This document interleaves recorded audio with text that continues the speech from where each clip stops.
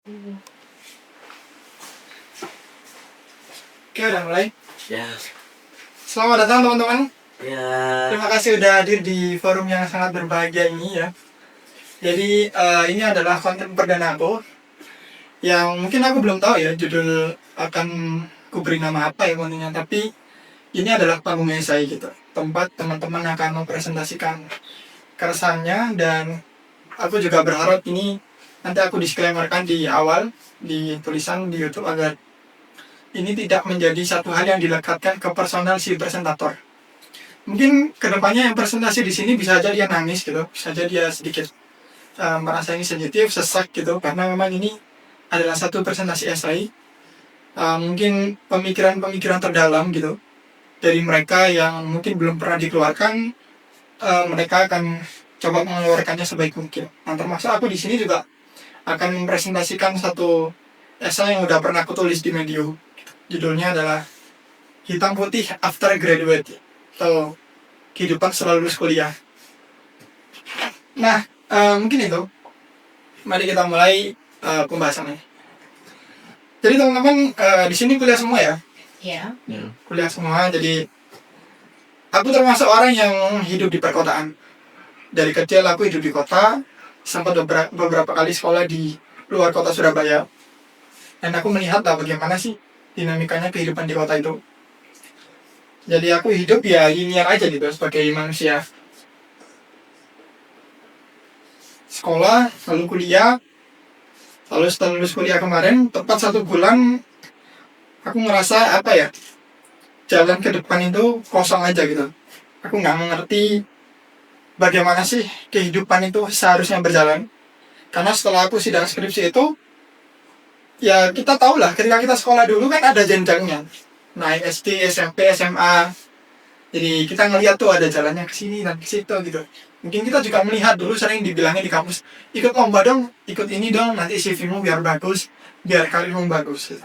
Beberapa orang juga bilang kerja di kantor, jadi PNS, gitu-gitu lah. Jadi tepat 1 bulan sebelum aku lulus itu, aku belajar ekonomi dan belajar bisnis dan aku baru tahu ternyata kita hidup di abad 21. Kalau aku baca bukunya Robert Kiyosaki yang judulnya adalah Kenapa Orang Kaya Itu Semakin Kaya. Salah satunya adalah mereka bisa mengakali pajak. Tapi poinnya, kenapa dia bilang kehidupan kita ini sebenarnya semakin suram? Karena sejak 1971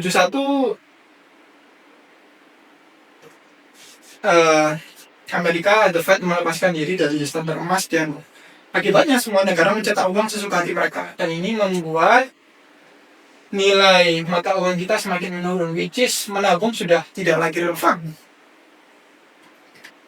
Jadi nilainya yang menurun. Dan aku juga memikirkan tentang bagaimana sih dulu orang-orang itu bisa membangun karir hidup sampai sekarang. Jadi aku bertemu dengan beberapa orang dari yang muda gitu ya sampai yang dewasa sampai yang tua. Aku bertanya kepada mereka, jadi gimana sih, apa yang Bapak lakukan dulu, cita-citanya apa, gimana kehidupannya sekarang, dan ternyata jawabannya ini di luar dari dugaanku, teman-teman. Jadi ternyata kehidupan ini begitu susah, begitu luar biasanya kita untuk bertahan hidup. Sementara aku berpikir harusnya ketika kita lulus, kita bekerja apapun ya, entah itu jualan UMKM atau kita jadi PNS, kita itu udah enak gitu. Maksudnya udah, aku nggak bilang kaya ya, tapi standar normal lah. Kayak misalnya kita ngeliat di Belanda kan ada waktu itu viral tukang sampah yang datang ke sini bertemu tukang sampah Indonesia, kaget. Oh ternyata tukang sampah di Indonesia itu hidupnya susah, gitu. Maksudnya kenapa? Ya baik aja di Belanda dia bisa beli mobil gitu kan, di sini nggak bisa gitu tukang sampahnya. Nah ini tergantung tukang sampah yang mana ya, ada regulasinya. Tapi kurang lebih itu yang terjadi. Dan dulu aku punya cita-cita juga gitu loh, karena yang mengikuti standar linear, aku pengen S2 gitu, aku pengen S3 mungkin gitu. Mungkin bisa di samping kerja gitu ya, pikiran orang-orang normal gitu. Setelah aku mengetahui realitanya, gimana susahnya kita hidup, gaji UMR lah ya, misalnya UMR 5 juta di Surabaya gitu, aku berpikir, kalau misalnya aku nabung, paling bagus nabung mungkin 1 juta lah per bulan, atau mungkin 2 juta untuk hidup sendiri gitu ya. 3 juta untuk makan. 2 juta per bulan kali 12 bulan, 24 juta setahun, belum dimakan inflasi. 24 juta kali 10, 240 juta. Ini nggak nyampe loh, karena kakakku orang properti, itu rumah 60 meter persegi itu 600 jutaan. Ya itu 60 meter persegi, itu nggak nyampe. Jadi mungkin berapa tahun? 30 tahun. Dan itu make sense ketika aku tanya ke orang tua aku, ternyata rumahku baru lunas tahun kemarin guys. Jadi orang aku PNS ya. Wow, dinamika yang terjadi. Menurutku ini hal yang nggak sederhana gitu. Dan kenapa nggak diajarin di sekolah? Aku heran. Aku nggak diajarin KTP, NPWP. Aku nggak diajarin tentang some kind of the important thing for life gitu kan. Yang padahal kita harus tahu. Sehingga aku paham sekarang kenapa Ferry Irwandi bilang pahami dulu ROE-nya gini. Karena kita seringkali ngomong, asal ngomong aja, bikin A, bikin B, tanpa kita tahu kalkulasi ekonominya gimana. Jadi udah tahu, aku tahu 30 tahun ke depan hidupku bakalan susah. Dan aku bertanya ke orang-orang ini dan mereka mengiyakan. Ya kecuali yang privilege ya, hidupnya nyaman, pasti nggak merasakan untuk yang merasakan. Aku akhirnya baca buku beberapa ya, dan aku ingat ada salah satu buku yang bagus, yaitu judulnya gini, Nak, belajar uang adalah belajar tentang kehidupan. Itu sebenarnya adalah buku terjemahan dari buku Korea yang aku baca terjemahannya di perpustakaan Alun-Alun, yang mengatakan dengan jelas bahwasanya kehidupan itu di sini aja, ini ya,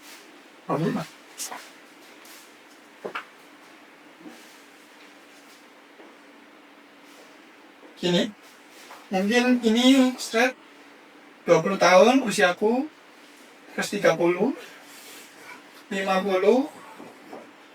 60, finish tamat tinggi, meninggal ya di umur 60 tahun. Buku itu bilang bahwasanya panjerayo apa panjerai sampai enteo. Jadi buku itu bilang tepat ketika usia kalian 20 tahun setelah lulus dari pendidikan ya, di sini tuh waktunya kalian bekerja, dan ini tuh waktunya kalian bisa bekerja secara kasar. Ini nggak menganjurkan harus bekerja kasar, tapi bekerja kasar itu salah satu opsi yang paling kuat kan, karena masih muda. Kalau umur tua kan susah nyari pekerjaan. Dan jangan lupa uang kalian ini harus ditabung, teman-teman.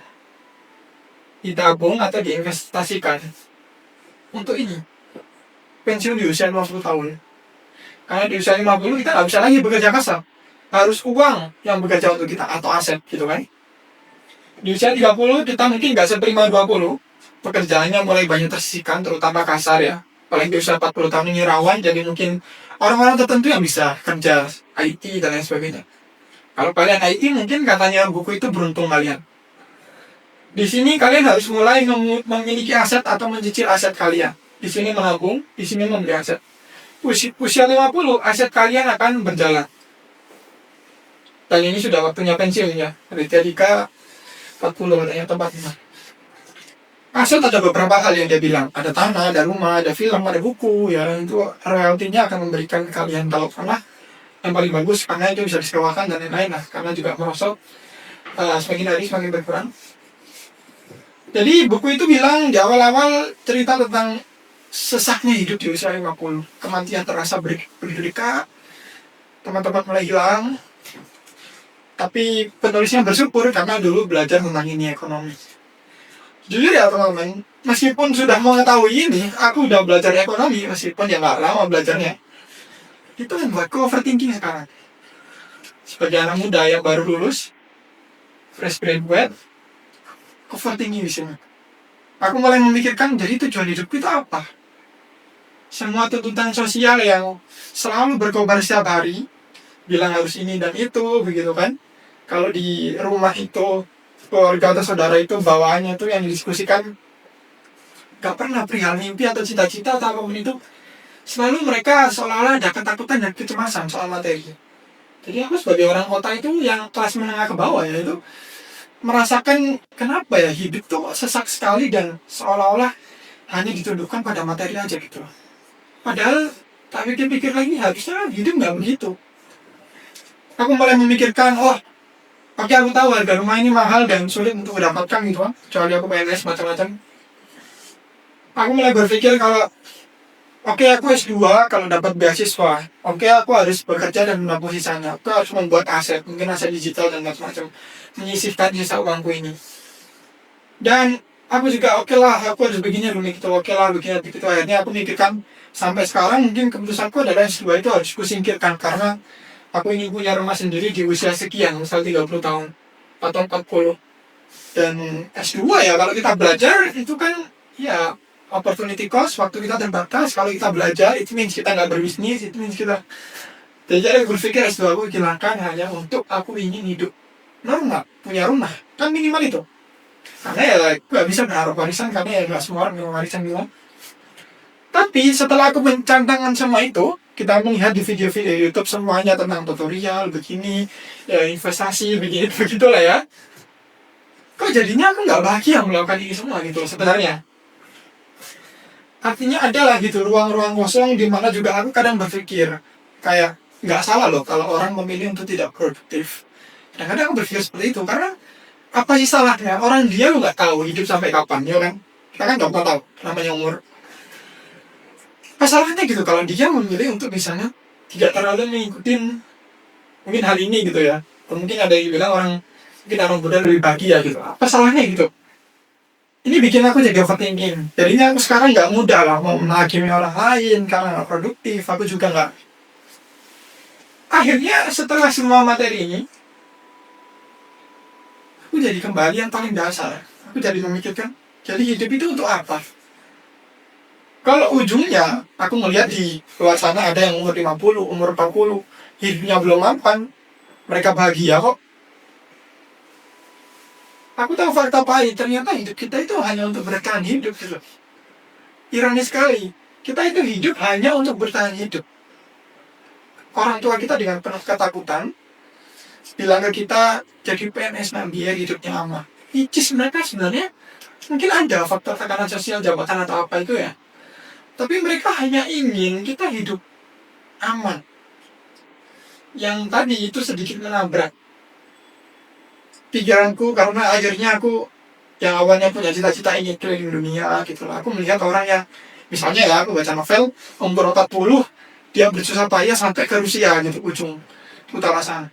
Dia merasa senang sekali, bangga sekali dengan mimpinya yang sudah dicapai sekian lama. Jadi dia nggak punya rumah, nggak punya ini, nggak punya itu, tapi dia berhasil mencapai mimpinya. Aku pengen gitu loh mendapatkan bahasan-bahasan seperti itu, bukan bahasan-bahasan yang kayak tadi gitu loh. Ini sudah umur 30, nah waktunya begini, sudah begini dan bahkan. Aku merasa dunia modern, terutama di kota, sangat titik sekali memandang kehidupan. Sehingga yang terjadi adalah seperti di yang kulihat di tempat-tempat kerja, ada orang-orang culas, korupsi, dengan orang yang sudah mendapatkan jabatan rangkap jabatan. Mereka itu sempit sekali hidupnya sebenarnya, karena mereka penuh dengan ketakutan-ketakutan, standar sosial, jabatan A, B, dan C yang itu dibuat oleh kita-kita sendiri. Ketika aku baca buku Walden, Henry David Thoreau itu pergi dari yang dia sebut orang-orang beradab ya, orang-orang kota, dia senang gitu karena dia berpikir lihat ketika aku keluar dari peradaban kota zaman dulu ya mungkin masih ada yang di luar kota itu masih ada kehidupan dia bisa makan secukupnya dia bikin rumah sendiri dari kayu gratis di Walden dia tebang pohon secukupnya dia hidup bahagia dan dia menulis memoirnya yang berjudul Walden. Aku terinspirasi sih dari sana dan aku merasa sayang sekali aku terjebak di dilema ini. Sayang sekali setiap kali aku pulang kerja, aku diam, aku merasa bersalah gitu. Kayak, wah aku melewatkan waktu-waktu detik-detik yang terbuang. Ya harusnya bisa aku lakukan untuk ini. Aku diam merasa bersalah gitu kan. Ngerasa ketinggalan terus. Jadi kita dicekokin oleh distraksi narkotika modern ya, namanya media sosial. Bangun tidur kita mikirin ini, malam-malam kita mikirin ini. Kita nggak pernah menatap langit dengan wajah yang tenang gitu, dengan pikiran yang tenang. Setidaknya itu aku yang aku alami.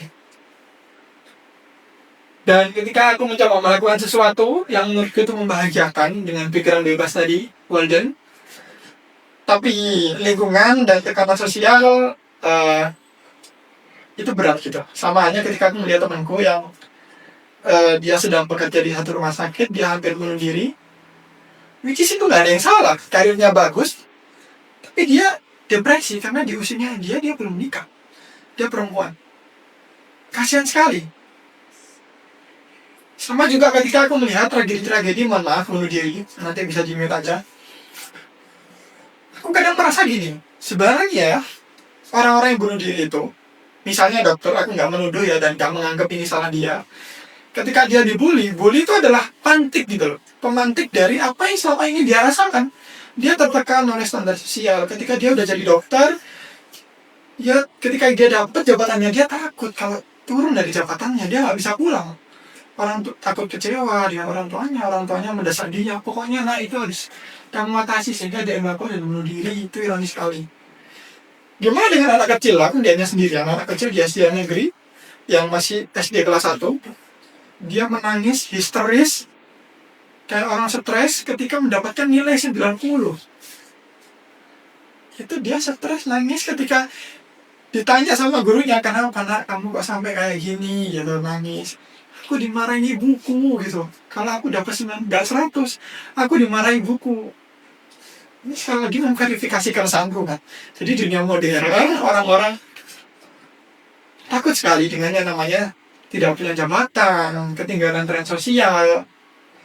Jadi aku berpikir orang-orang itu hidupnya ya di kota dari SD sampai SMA mengejar nilai tinggi kan, rapot SMA begini dan begitu. Setelah tinggi mereka nyari jenjang karir yang bagus gitu kan, mereka bersusah payah bekerja lalu dapat karir yang bagus, mereka menikah, nggak selesai masalahnya, everything terus perlombaannya. Mereka harus mendapatkan istri yang begini dan begitu, mereka harus punya anak yang sama-sama maksimalnya dengan mereka, sama-sama, lalu anaknya juga harus terbaik, mereka juga ingin pensiun dan menikmati masa tua dengan baik, tapi mereka khawatir anaknya akan tidak baik. Jadi dari hidup sampai mati hidup dengan kecemasan, hidup dengan ketakutan. Tak kenapa aku ngerasa itu kehidupan yang buruk sekali, kehidupan yang busuk.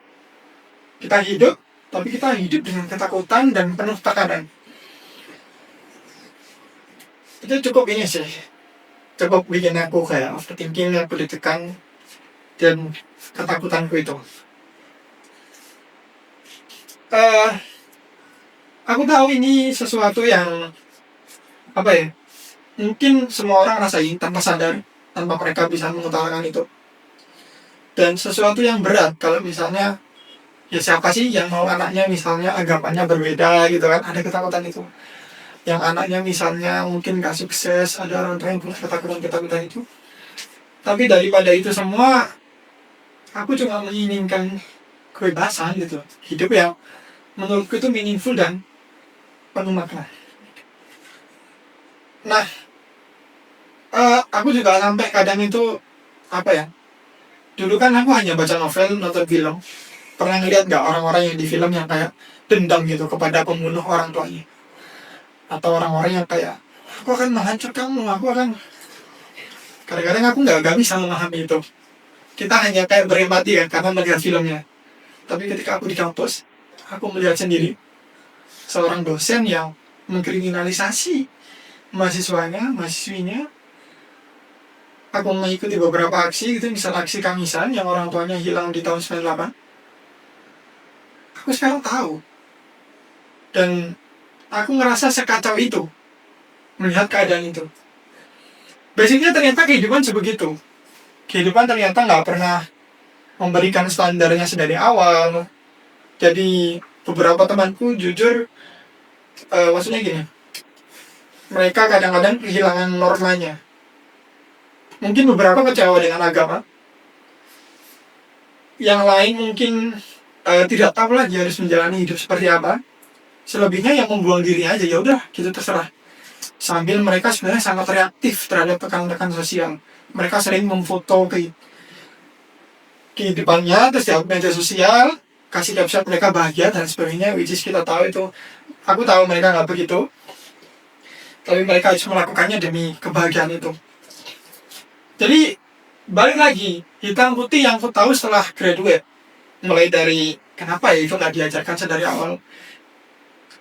Sekarang kekacauan itu ya, kita nggak perlu kan jauh-jauh keluar atau perjalanan jauh gitu hanya untuk melihat perang Iran dan Rusia. Kita cukup melihat di HP, tapi semua informasi ini akan membuat pikiran kita menjadi resah gitu. Jadi ini overthinkingku, dan ini adalah hitam putih kehidupan yang kualami. Jadinya aku menuliskan di Medium waktu itu dan ku publikasikan, dan aku nggak tahu apakah orang-orang berpikir hal yang sama. Apakah memang kehidupan di kota itu seburuk itu, atau ini adalah sisi buruknya daripada di desa? Siapa yang salah gitu? Aku ngelihat keluar gini ya, kita menengah ke bawah, nggak punya uang, pengen keluar kan bosan di rumah, apalagi panas gitu kan, kita nggak punya AC, tapi keluar harus bensin guys, ya kan? Keluar itu harus bensin. Kita keluar nyari public space gitu, misalnya kita nemu ada tempat yang ada ayunannya dan sebagainya, kita duduk di sana, itu ramai gitu, dipenuhi orang, dan tadi ya itu it cost, bayar bensin. Aku kadang berpikir harusnya ya kota itu dibuatkanlah public space, tempat yang lapang aja gitu kosong, tapi pemerintah kita nggak pernah mikirkan. Ini jadi overthinkingku yang lain, dan jadinya aku merasa terjepit di perkotaan ini, melakukan kegiatan apa, dan aku akhirnya relate lagi dengan yang terjadi di Jepang. Lihat kan teman-teman yang hidup di jalan, apa narkoba, mereka nggak pulang, orang tuanya udah nggak jelas kemana, berantakan. Ada yang viral kemarin depresi karena dia nggak terima di kampus impian. Jadi ada tuh sekarang hidup tuh kalau nggak terima di kampus impian, jadi hidupnya udah selesai. Mereka tahu betapa susahnya hidup di sini. Entah kenapa ini banyak yang terjadi, dan aku melihat juga ada sekitar, dan menurutku ini penting itu untuk disampaikan biar orang-orang tahu. Mungkin buat ibu yang punya anak, jangan sebegitunya lagi. Hidup ini ternyata jujur aja untuk bertahan hidup kan. Jangan lupa mana yang esensinya bertahan hidup atau yang mana yang sebenarnya itu hanya tekanan sosial semua belaka. Cukup ini sih, cukup menyedihkan. Dan ya aku melihat temanku, misalnya dia menangis gitu, dia kesusahan, mungkin kita ngelihat dia bisa makan, dia normal, dia punya HP-nya iPhone, tapi dia tertekan dalam dirinya gitu. Sayang sekali dia hidup dalam arus perlombaan yang dia sendiri nggak pernah mau dari awal. Nah mungkin itu presentasiku kehidupan hitam putih setelah lulus. Apakah teman-teman pernah merasakannya? Atau ini sebenarnya hanya keresahanku? Atau ini terlalu berlebihan guys? Tahu nggak tahu?